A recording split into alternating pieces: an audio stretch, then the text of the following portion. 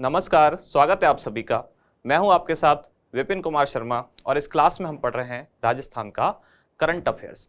दिसंबर 2022 वाला मैटर हमने शुरू किया था, जिसमें पहला चैप्टर था योजनाएं, कार्यक्रम, नीतियां एवं अभियान। इसकी 2 क्लासेज हमारी कंप्लीट हो चुकी हैं।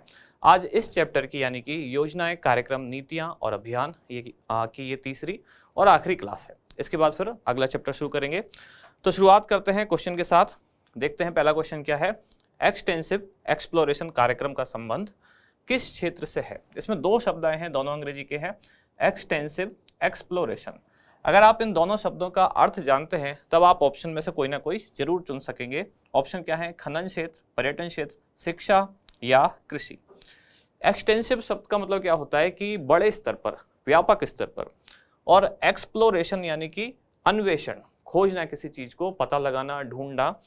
तो बहुत बड़े स्तर पर किसी चीज का अगर पता लगाना है, इनमें से कौन सा क्षेत्र है जो आपको लग रहा है जिसकी संभावना है, जिससे संबंधित हो सकता है कार्यक्रम? तो ये है खनन क्षेत्र। जैसा कि मतलब अभी ये कुछ अनुमान है कि राजस्थान के कुछ ऐसे क्षेत्र हैं जहां कुछ नए संभावित कुछ खनिज मिल सकते हैं। कौन कौन से वो क्षेत्र हैं? एक है बांसवाड़ा, दूसरा है राजसमंद, तीसरा है बाड़मेर और चौथा उदयपुर। इनमें कुछ नए खनिज होने की संभावना है। अब उन्हीं संभावनाओं को ध्यान में रखते हुए ये प्रोग्राम चलाया जा रहा है, एक्सटेंसिव एक्सप्लोरेशन। प्रोग्राम किसके द्वारा संचालित है या वित्तीय मदद किसके द्वारा है? Rajasthan state mineral exploration trust, RSMET। Rajasthan state, M for mineral, E for exploration और T फॉर ट्रस्ट, इसके द्वारा ये अभियान चलाया जा रहा है या प्रोग्राम या कार्यक्रम संचालित है, जिसमें इन 4 क्षेत्रों में अब कौन कौन से खनिजों की संभावना है कि बांसवाड़ा और उसके आसपास का क्षेत्र, नाथद्वारा वगैरह, वो सब, इसमें संभावना है सोने यानी कि गोल्ड। दूसरा क्षेत्र है राजसमंद, इसमें संभावना है एमरल्ड, एमरल्ड यानी कि पन्ना हम जैसे कहते हैं। बाड़मेर के क्षेत्र में संभावना है रेयर अर्थ मेटल्स, और उदयपुर जो चौथा क्षेत्र बचा, इसमें संभावना किसकी है? ये है फॉस्फेट। तो अभी अभी खोज के द्वारा ये पता चला है कि इन 4 क्षेत्रों में इन 4 खनिजों की होने की संभावना है। तो इनके लिए एक अभियान चलाया जा रहा है। कार्यक्रम का नाम है एक्सटेंसिव एक्सप्लोरेशन कार्यक्रम। किससे संबंधित है? खनन विभाग से। आगे बढ़े अगले क्वेश्चन की तरफ। अगला प्रश्न है, नई राज्य युवा नीति के मसौदे पर हाल ही में एक 2 दिवसीय परामर्श कार्यशाला का आयोजन किया गया। निम्नलिखित में से किस वैश्विक संस्था द्वारा इसमें सहयोगी की भूमिका निभाई गई? कौन सी नीति या क्या प्रोग्राम है? नई राज्य युवा नीति। ये जो नई राज्य युवा नीति है, इसमें किस संस्था के द्वारा लाई जा रही है? तो एक तो है इसमें राजस्थान युवा बोर्ड। तो ये तो संस्था हो गई राजस्थान की, एक संस्था तो ये है ही। इसके साथ दूसरी संस्था कौन सी थी? और वो वैश्विक संस्था इसलिए पूछा गया है। ऑप्शन है आपके UNESCO, UNICEF, United nation population fund, इसको शॉर्ट में ये भी कहा जाता है UNFPA। जो ये शॉर्ट फॉर्म है, इसकी फुल फॉर्म क्या होती है? United nation fund for population activities, या इसी को ये भी कहा जाता है यूनाइटेड नेशन पॉपुलेशन फंड। और फोर्थ ऑप्शन है विश्व बैंक। इसका उत्तर है यूनाइटेड नेशंस पॉपुलेशन फंड या UNFPA। ये और इसके साथ कौन? राजस्थान युवा बोर्ड। इन दोनों के द्वारा संयुक्त तत्वाधान में एक नई राज्य युवा नीति के मसौदे पर एक 2 दिवसीय परामर्श शिविर या कार्यशाला, इसका आयोजन किया गया था। बढ़े आगे अगले प्रश्न की तरफ। जनजातीय गौरव दिवस समारोह का राज्य स्तरीय आयोजन कहाँ किया गया? ऑप्शन है आपके उदयपुर, जयपुर, बांसवाड़ा या डूंगरपुर। अब जनजाति से समझ में अगर आप अनुमान लगाएंगे तो हो सकता है आप सोचें कि बांसवाड़ा, डूंगरपुर या उदयपुर हो सकता है, लेकिन इसका जो समारोह आयोजित हुआ राज्य स्तरीय, वो आयोजित हुआ जयपुर में। और जयपुर में कहाँ? जयपुर में जो राजभवन है, यानी कि जहां राज्यपाल रहते हैं उनका जो निवास स्थान है, तो राजभवन में ये आयोजित किया गया। कब आयोजित किया गया? तो इसकी डेट है 15 नवंबर। और हर डेट के पीछे कुछ ना कुछ कहानी होती है। 15 नवंबर को क्यों आयोजित किया गया? 15 नवंबर 2022 को आयोजित किया गया, लेकिन ये 15 नवंबर डेट यही क्यों चुनी गई? क्योंकि इस दिन होती है बिरसा मुंडा जयंती। तो बिरसा मुंडा ने जनजातियों के लिए, जनजाति समुदाय के लिए बहुत कुछ किया।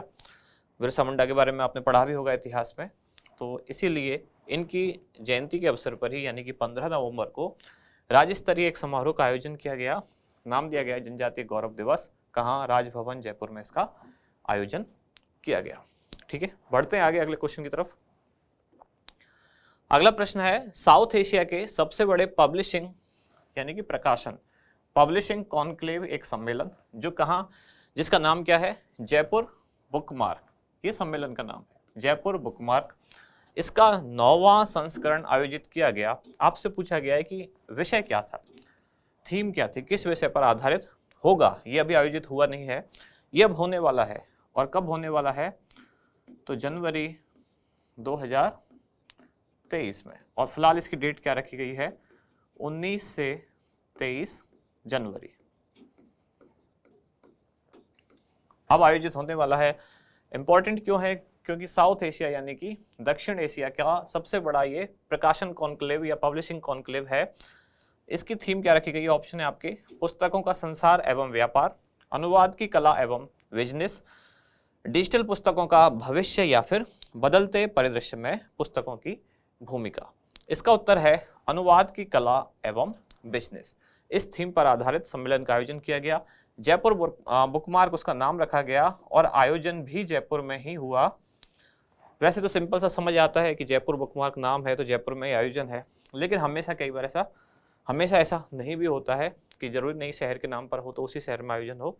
इस आयोजन कहाँ हुआ? जयपुर में, 9वां संस्करण। और इसकी थीम क्या थी या विषय क्या था? अनुवाद की कला एवं बिजनेस।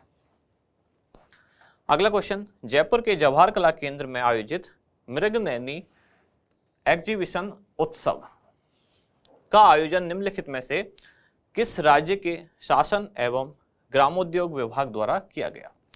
यह राज्य पूछा गया है। यानी एक बात यह है कि जब जयपुर में आयोजित हुआ तो जयपुर के जवाहर कला केंद्र में आयोजित हुआ, तो एक राज्य तो अपने आप राजस्थान है ही, राजस्थान ऑप्शन में भी नहीं है इसलिए। अब इसके साथ एक दूसरा और राज्य है जो सहयोगी था या जिसके उसी राज्य के विभाग द्वारा, कौन से विभाग द्वारा? शासन एवं ग्रामोद्योग विभाग द्वारा इसका आयोजन किया गया। पूछा गया वो राज्य कौन सा है? उत्तर प्रदेश, हरियाणा, गुजरात या मध्य प्रदेश? तो इसका उत्तर है मध्य प्रदेश।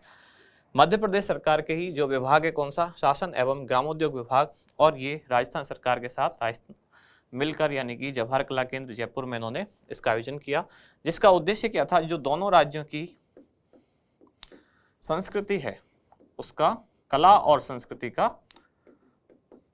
संस्कृति और कला का प्रचार प्रसार और एक दूसरे से समन्वय, एक दूसरे की चीजों को जानना समझना, ये सब इसका उद्देश्य था। और आयोजित कहाँ हुआ? जयपुर के जवाहर कला केंद्र में। अगला क्वेश्चन है, नवंबर 2022 में आयोजित लेखा परीक्षा सप्ताह के दौरान राजस्थान के प्रधान लेखाकार कार्यालय इसके कार्य करने के लिए देश भर में कौन सा स्थान प्राप्त हुआ? तो CAG यानी कि कंप्ट्रोलर ऑडिटर जनरल इंडिया, उसके द्वारा ये पुरस्कार दिया गया या इनके जो रैंक हैं वो वितरित किए गए। इसमें जो उसका राजस्थान का क्षेत्रीय कार्यालय है यानी कि प्रधान महालेखाकार कार्यालय, इसको कौन सा स्थान प्राप्त हुआ ये पूछा गया है। तो इसका उत्तर है तीसरा। बढ़े आगे अगले क्वेश्चन की तरफ। अगला प्रश्न है, राजस्थान के सामाजिक न्याय एवं अधिकारिता विभाग, एक तो मतलब पार्टी ये हो गई, द्वारा संचालित सेव अभियान में निम्नलिखित में से किस वैश्विक संस्था की साझेदारी है? ये पूछा गया है। यानी कि दूसरी पार्टी, सेकंड पार्टी कौन है साझेदार? एक तो हो गया सामाजिक न्याय एवं अधिकारिता विभाग राजस्थान का, एक पक्ष ये है। दूसरा पक्षकार पूछा गया है, ऑप्शन है यूनेस्को, UNPA, ये दरअसल UNFPA है, United nation fund for population activities, जो हमने देखा तीसरा है UNGA यानी कि यूनाइटेड नेशन जनरल असेंबली, जिसको संयुक्त राष्ट्र महासभा भी कहा जाता है। और चौथा ऑप्शन है यूनिसेफ। अब अगर आपको सेव अभियान की फुल फॉर्म पता है तब तो इस क्वेश्चन को सही करने की आपकी संभावना है। सेव यानी कि SAVE, S मतलब सेफ्टी, A का मतलब है अगेंस्ट, V का मतलब है वायलेशन, E का मतलब है एक्सप्लॉइटेशन। ये चारों तो केवल मैंने शब्दों का कौन सा शब्द किस चीज के लिए स्टैंड करता है इसमें शॉर्ट फॉर्म में वो बताया है, लेकिन पूरा वाक्य क्या बनता है? Safety against violation and exploitation of children.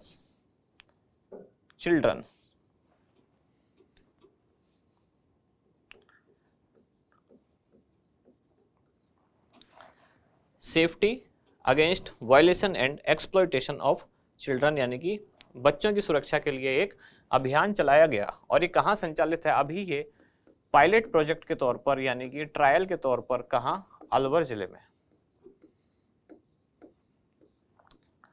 और मैंने आपको एक दिन बताया था कि अगर कला एवं संस्कृति से संबंधित कोई विभाग पूछा जाए तो बहुत ज़्यादा संभावना होती है, विभाग नहीं वैश्विक संस्था पूछी जाए कि कला एवं संस्कृति से संबंधित किसी कार्यक्रम में किस वैश्विक संस्था की भूमिका है, तब आंसर होता है ज़्यादातर यूनेस्को। ज़्यादातर होता है, हमेशा नहीं होता, अपवाद भी हो सकता है। और अगर बच्चों से संबंधित कोई संस्था है वैश्विक स्तर पर वो है यूनिसेफ। तो अगर आपसे ऐसा पूछा जाता है राजस्थान में ये कार्यक्रम कौन सी वैश्विक संस्था के सहयोग से चलाया जा रहा है, तो आप देखें उसकी थीम क्या है, यानी कि कार्यक्रम क्या है। बच्चों से संबंधित है, उनकी शिक्षा से संबंधित है, उनके मूलभूत जो अधिकार हैं, उनकी सुविधाएं उनसे संबंधित है, या राजस्थान की कला संस्कृति विरासत से संबंधित है। अगर विरासत और संस्कृति से संबंधित है तब आंसर होता है ज़्यादातर मैं फिर कह रहा हूँ हमेशा नहीं, ज़्यादातर होता है यूनेस्को। और अगर बच्चों से संबंधित है तो यूनिसेफ। तो इस क्वेश्चन का भी आंसर क्या है? यूनिसेफ। इसमें केवल एक ही चीज़ थी जो आपको पता होनी चाहिए कि सेव की फुल फॉर्म क्या है। अगर आपको पूरी याद भी ना रहे और आपको केवल S फॉर सेफ्टी याद रह जाए, V फॉर वायलेशन याद रह जाए, तब भी आप इसका उत्तर तक पहुंच पाएंगे। आपको समझ में आ जाएगा कि बच्चों के विरुद्ध जो होने वाले अपराध हैं उनसे उनको बचाना, उनको मूलभूत सुविधाएं देना, ये सारी चीजें इस कार्यक्रम से संबंधित हैं। अगला क्वेश्चन है, डेफलिक काउंसिल ऑफ राजस्थान द्वारा म्हारो राजस्थान शिविर का आयोजन कहाँ किया गया? तो केवल शहर का नाम पूछा गया है, जयपुर, कोटा, जोधपुर या उदयपुर। इसका उत्तर है जयपुर। जयपुर के JKK यानी कि इसकी फुल फॉर्म क्या होती है? जवाहर कला केंद्र। जवाहर कला केंद्र में इसका आयोजन किया गया।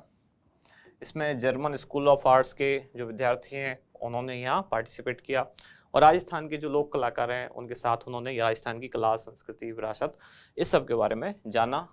किसके द्वारा आयोजन किया गया? डेफलिक काउंसिल ऑफ राजस्थान। शिविर का नाम क्या है? म्हारो राजस्थान शिविर। जब म्हारो राजस्थान कहीं भी आता है ज़्यादातर तो संबंध किससे होता है? राजस्थान की कला संस्कृति विरासत इन्हीं से संबंधित होता है। अगला क्वेश्चन, जोधपुर में डिजीफेस्ट जॉब फेयर का आयोजन निम्नलिखित में से किस विभाग द्वारा किया गया? अब एक राजस्थान डिजीफेस्ट है जो हमने पढ़ा था, जयपुर में आयोजित हुआ, जो कब हुआ? 19 और 20 अगस्त को। जयपुर में कहाँ? बिरला ऑडिटोरियम में। अब यहाँ भी डिजीफेस्ट शब्द है लेकिन आगे क्या है? Job fair. और ये भी बताया गया है कि ये जोधपुर में आयोजित हुआ है। जो जयपुर में आयोजित हुआ था मैंने अभी डेट आपको बता दी 19 और 20 अगस्त को, लेकिन जो जोधपुर में आयोजित हुआ वो कब हुआ? नवंबर। और नवंबर में कब? तो 11 से 13 नवंबर। और जोधपुर में कहाँ? तो जोधपुर का जो गवर्नमेंट पॉलिटेक्निक कॉलेज यानी कि राजकीय पॉलिटेक्निक महाविद्यालय जो है या कॉलेज जो है वहाँ इसका आयोजन किया गया। कौन से विभाग द्वारा किया गया ये आपसे पूछा गया है, तो इसका उत्तर है सूचना प्रौद्योगिकी एवं संचार विभाग। लेकिन जो इसका B ऑप्शन है ये आपको जरूर ध्यान रखना है कि जो जोधपुर का डिजीफेस्ट जॉब फेयर है, जॉब फेयर शब्द से आपको थोड़ा सा कंफ्यूज नहीं होना है कि एक तो राजस्थान में संचालित है मेगा जॉब फेयर,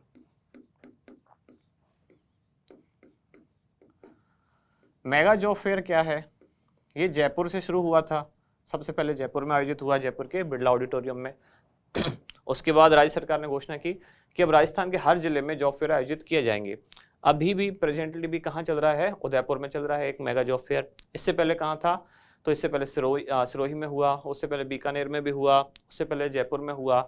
तो ये धीरे धीरे हर जिले में आयोजित होने वाले हैं। तो जो मेगा जॉब फेयर है वो कौन से विभाग द्वारा आयोजित हो रहा है, वो हो रहा है कौशल रोजगार एवं उद्यमिता विभाग।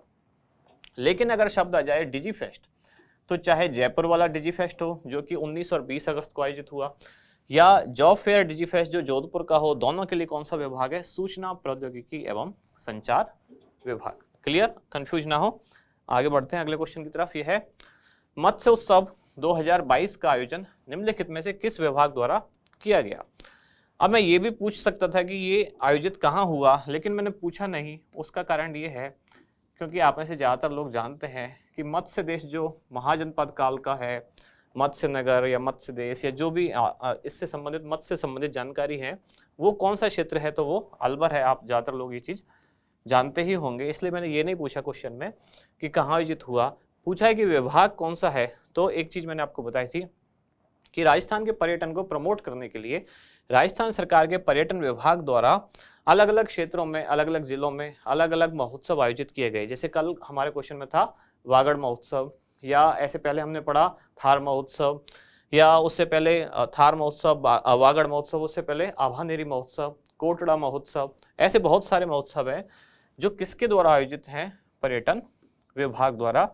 केवल एक महोत्सव था अभी कल परसों जो हमने पढ़ा कल की क्लास में, उद्योग विभाग द्वारा था। वो कौन सा था, वो था 56 भोग फूड फेस्टिवल जो था, वो उद्योग विभाग द्वारा। बाकी ज्यादातर जितने भी ऐसे उत्सव महोत्सव हैं वो किसके द्वारा आयोजित हो रहे हैं, तो पर्यटन विभाग द्वारा। उद्योग विभाग का जरूर ध्यान रखें कि खाने पीने से संबंधित है 56 भोग फूड फेस्टिवल, लेकिन विभाग कौन सा है, उद्योग विभाग। अब वो भी क्यों है, क्योंकि जो अलग अलग लोकल एरिया के जो खास खास फेमस खाद्य पदार्थ हैं उनको प्रमोट करना राज्य सरकार का उद्देश्य है। अगला क्वेश्चन है कि वागड़ महोत्सव, ये जो यहाँ हमारी आज की क्लास पूरी हो चुकी है। अब इससे पहले वाली जो क्लास थी यानी कि कल वाली, तो जैसा हमारा पैटर्न है एक दिन पुरानी क्लास पे हम रिवाइज करते हैं, तो देखते हैं उस क्लास का पहला क्वेश्चन क्या था, यानी कि 48वीं जो क्लास थी। पहला क्वेश्चन यही है कि वागड़ महोत्सव 2022 का आयोजन कहाँ किया गया, तो ये किया गया कहाँ, डूंगरपुर में, पर्यटन विभाग द्वारा। और साथ ही डूंगरपुर का जो जिला प्रशासन है उसके द्वारा 3 दिवसीय महोत्सव था, 4 नवंबर से शुरू हुआ और डूंगरपुर स्थापना दिवस होता है इस दिन, इसलिए इस महोत्सव को 4 नवंबर को आयोजित किया गया। दूसरा क्वेश्चन क्या था कि हाल ही में सामाजिक न्याय एवं अधिकारिता मंत्री द्वारा राज्य स्तरीय ट्रांसजेंडर उत्सव का शुभारंभ कौन से स्थान से किया गया। तो पहले तो यही एक क्वेश्चन बना था कि जो अधिकारिता या सामाजिक न्याय एवं अधिकारिता मंत्री हैं वो कौन है, तो उनका नाम है टीकाराम जूली। कई बार एग्जाम में नाम भी पूछा जाता है मंत्रियों का। अब पूछा गया कि उत्सव का आयोजन कहाँ किया गया, तो ये अलवर में। साथ ही मैंने एक और चीज बताई, ट्रांसजेंडर उत्थान कोष के लिए सरकार ने 10 करोड़ रुपए का फंड जारी करके अलग से एक कोष गठित किया है। फिर अगला क्वेश्चन था कि कॉफी विद कलेक्टर कार्यक्रम कौन से जिले में संचालित है, तो इसका उत्तर डूंगरपुर जिला था, जिसमें डूंगरपुर जिला प्रशासन और महिला अधिकारिता विभाग द्वारा संयुक्त रूप से इसका संचालन किया गया। बेटी बचाओ बेटी पढ़ाओ योजना के तहत ही ये कार्यक्रम आयोजित किया गया। फिर था 56 भोग 2022 फूड फेस्टिवल, अभी अभी मैंने इसकी बात की, कौन से विभाग द्वारा संचालित है, तो उद्योग विभाग राजस्थान सरकार का। जयपुर के जल महल के पास जो राजस्थान हाट है वहां इसका आयोजन किया गया। इसके बाद था लिंगानुपात सुधार तथा समाज में महिलाओं की गरिमा एवं सुरक्षा सुनिश्चित करने हेतु एक नारी चौपाल का आयोजन किया गया। तो नारी चौपाल भी कहाँ आयोजित किया गया, अलवर में। अलवर जिले में बहुत सारे अभियान संचालित हैं, तो एक बार आप ध्यान रखें अलवर में कौन कौन से अभियान है, 6-7 जो भी हैं सबके एक साथ एक ही पेज पर उनको लिख लें। तो ये नारी चौपाल दरअसल अलवर में एक अभियान है, सक्षम अलवर अभियान। उसके 3 घटक हैं, कौन कौन से, समता, ममता और क्षमता। अब इसमें जो ममता वाला घटक है इसके तहत ही अभियान चलाया जा रहा है, कौन सा, नारी चौपाल। तो नारियों की समस्याओं से संबंधित, महिला सशक्तिकरण से संबंधित ये अभियान है। शुरुआत कहाँ से हुई, तो अलवर के राजगढ़ से 6 दिसंबर से इसकी शुरुआत हुई और फिर घोषित किया गया कि सभी ब्लॉक्स में इसका आयोजन किया जाएगा। अभी कुछ दिन पहले नीमराना में भी नारी चौपाल का आयोजन किया गया, इसलिए मैंने यहाँ नीमराना लिखा है। अगला प्रश्न था 2 दिवसीय राज्य स्तरीय कला उत्सव का शुभारंभ किस जिले में किया गया, तो ये जोधपुर के मंडौर में, नागौरी बेरा गांव के राजकीय बालिका माध्यमिक विद्यालय में इसका आयोजन किया गया 1 और 2 दिसंबर को। और शुरुआत या उद्घाटनकर्ता कौन थे? तो डॉक्टर वी डी कल्ला, जो कि शिक्षा मंत्री हैं। कालबेलिया संगीत नृत्य उत्सव और रेगिस्तान संगीत महोत्सव के आयोजन में किस वैश्विक संस्था की भागीदारी रही? तो आज मैंने फिर से शुरू में आपको बताया था, अगर कला संस्कृति से संबंधित है तो कौन सी वैश्विक संस्था है? यूनेस्को। आप देख पा रहे हैं, कालबेलिया संगीत और नृत्य उत्सव हो गया, दूसरा रेगिस्तान संगीत उत्सव तो यूनेस्को के द्वारा, और यूनेस्को के साथ राजस्थान का जो पर्यटन विभाग है इन दोनों की भागीदारी रही। तो पहला उत्सव यानी कि कालबेलिया संगीत और नृत्य उत्सव, इसका आयोजन किया गया कहाँ? जोधपुर में। और दूसरा रेगिस्तान संगीत महोत्सव, इसका आयोजन कहाँ किया गया? जैसलमेर में। सड़क सुरक्षा जीवन रक्षा अभियान किस शहर में संचालित किया गया? तो उदयपुर जिले में, सड़क दुर्घटनाओं को रोकने के लिए या कमी लाने के लिए। ऑपरेशन खुशी का संबंध किससे था? तो गुमशुदा बच्चों की तलाश के लिए। 16 वर्ष से कम आयु के जो बच्चे हैं और गुमशुदा हैं उनकी तलाश के लिए शुरू किया गया। अभी इसका 5वां संस्करण यानी कि 5th एडिशन आयोजित किया गया। किसके द्वारा संचालित है? राजस्थान पुलिस द्वारा, और उसमें भी जयपुर पुलिस की विशेष भूमिका है। फिर था ऑपरेशन चक्रव्यूह अभियान का उद्देश्य क्या है? तो ये मादक पदार्थों की तस्करी नियंत्रण के लिए अभियान चलाया गया बीकानेर पुलिस द्वारा, या बीकानेर रेंज के सभी जिलों में यह अभियान संचालित किया गया। तो यहाँ समाप्त होती है कल और आज की दोनों की क्लासेज। अब मिलते हैं कल और कुछ क्वेश्चंस के साथ अगली क्लास में। अच्छा, एक और खास बात कि आज यहाँ जो है योजनाएं, कार्यक्रम, नीतियां, अभियान, ये वाला जो चैप्टर है ये समाप्त हो गया। कल से शुरू होगा कौन सा? रिपोर्ट, मुद्दे, चर्चित स्थल, घटनाएं, ये वाला चैप्टर। तो मिलते हैं कल फिर उसी क्लास में। तब तक के लिए पढ़ते रहिए, इस चीज़ को रिवाइज करते रहिए। धन्यवाद।